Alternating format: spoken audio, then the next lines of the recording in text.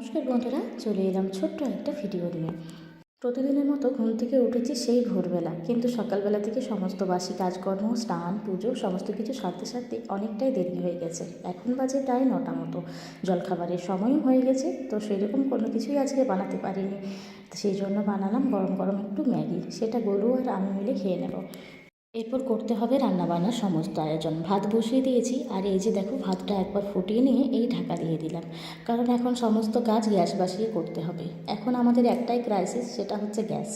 Gas নিয়ে এত সমস্যা হয়েছে যে একটা আতঙ্ক হয়ে গেছে। রান্না করতে গিয়েও শান্তি নেই, মনে হচ্ছে এই বুঝি গ্যাস শেষ হয়ে গেল, আর গ্যাস শেষ হলেই সমস্যা।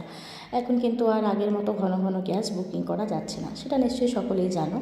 তো তাও তো রান্নাবান্না করে খেতে হবে, তো সেই জন্য শর্টকাট একটা পদ্ধতি বার করেছি। এই যে ডিমের ঝোল করব, ডিমটা সেদ্ধ হতে দিয়েছিলাম, আর প্রেশার কুকারের মধ্যে আলুগুলোকে সেদ্ধ করে নিলাম।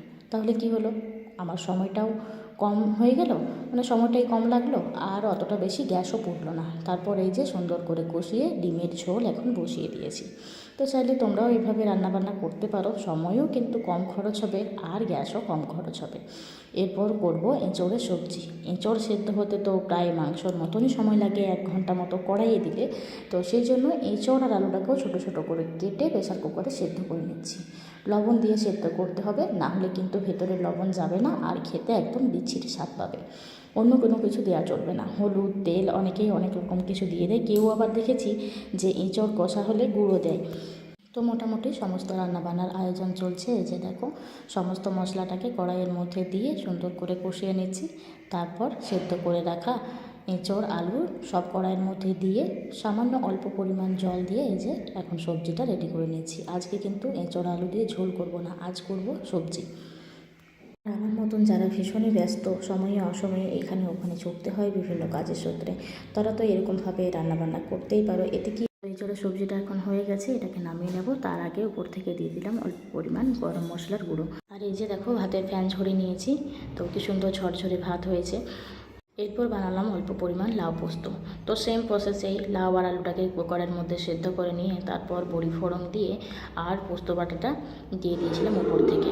তো কী সুন্দর দেখো এখন লাউ পোস্ত আমার হয়ে গেছে। আর লাউ পোস্তটা একটু পরিমাণ মানে পাতলা পাতলা নামিয়েছি, কারণ এটা যখন খাবার খাবো তখন আবার সেই শক্ত হয়ে যাবে। আর খুব বেশি যদি একদম চাপ চাপ হয়ে যায় তখন এটা খেতে ভালো লাগে না। তখন এত কষ্ট করে রান্না করা, এত দাম দিয়ে কেনা পোস্ত আর পোস্ত থাকে না, তখন সেটা আলু সেদ্ধ হয়ে যায়। এই যে ভাজলাম এখন আলু আর বেগুন দিয়ে নিম পাতা। তো এটা কী করে ভাজলাম, সেটা হচ্ছে প্রথমেই আলু আর বেগুনটাকে ছোটো ছোটো করে কেটে নুন আর হলুদ মাখিয়ে বেশ কিছুক্ষণ রেখে দিয়েছিলাম, প্রায় 15-20 মিনিট মতো। তারপর অল্প পরিমাণ কড়াইয়ের মধ্যে তেল দিয়ে আর ভালো করে নাড়াচাড়া করে ভেজে নিলাম। কড়াইয়ের মধ্যে ভাজতে ভাজতে বেশ কিছুক্ষণ ঢাকা দিয়ে দিয়েছিলাম। তাতে করে কি হলো যে আলু আর বেগুনটা একদম সেদ্ধ হয়ে গেল, কাঁচা কাঁচা কোনো শক্ত কোনো ব্যাপারই নেই।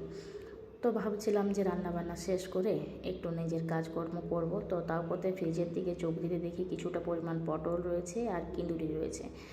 তো প্রায় এগুলো 1 সপ্তাহ মতন পড়ে আছে, ফ্রিজে আছে বলে কোনো রকম কোনো খারাপ হয়নি, একদম তরতাজাই ছিল। তো যাই হোক, এগুলোকে এখন ছোট ছোট করে কেটেছি, তার সাথে অল্প পরিমাণ আলু দিয়েছি আর বেশি করে লঙ্কা দিয়ে ওপর থেকে একটু পোস্ত ছড়িয়ে ভেজে নিলাম। তবে আজকে চাটনি করা থেকে বেঁচে গেছি, কারণ গেছিলাম বাপের বাড়ি, তো সেখান থেকে নিয়ে এসেছি এই যে কিছুটা কুলের আচার। এতটাই সুন্দর হয়েছে খেতে, এত স্বাদ যে বলে বোঝানো যাবে না। তো চলো, রান্নাবান্না তো কমপ্লিট করেই ফেললাম। আজকের মতন এই পর্যন্তই। পরবর্তী সময় আবার একটা ডেইলি ব্লগ নিয়ে হাজির হব। সকলকে অনেক অনেক ভালোবাসা।